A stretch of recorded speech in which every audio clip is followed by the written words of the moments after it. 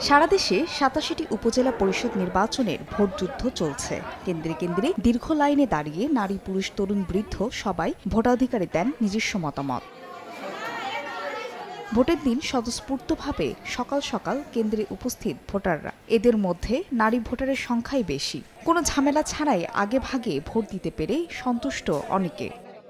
সুস্থ করে ভোট দিয়ে আসলাম, কোনো ঝামেলা নাই। খুব সুন্দর সুষ্ঠুভাবে ভোট দিলাম, নিজের ভোট নিজে দিচ্ছি।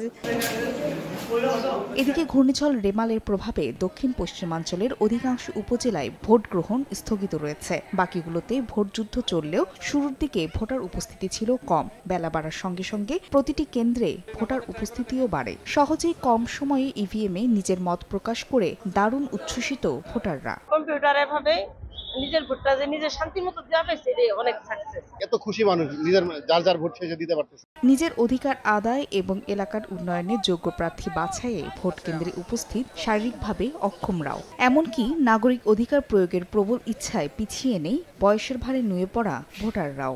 দেশের ১ নম্বর গ্লুকোজ ব্র্যান্ড গ্লুকোম্যাক্স ডি একই এনার্জিতে এলো নতুন প্যাকে। ভোট দিয়েছি ঠিক মতো, ভোট দিতে ভালো লাগবে। সুস্থভাবে ভোট হইল, সকাল সকাল আমরা ভোট দিলাম, কোনো অসুবিধা নেই। এদিকে ভোট নির্বিঘ্ন করতে নির্বাচন কমিশন ও প্রশাসনের পক্ষ থেকে নিরাপত্তা ব্যবস্থা জোরদার করা হয়েছে। ভোটার উপস্থিতিও ব্যাপক।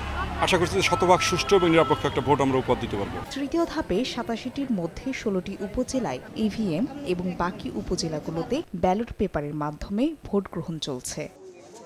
ফাহরিয়া ফারজানা, সময় সংবাদ।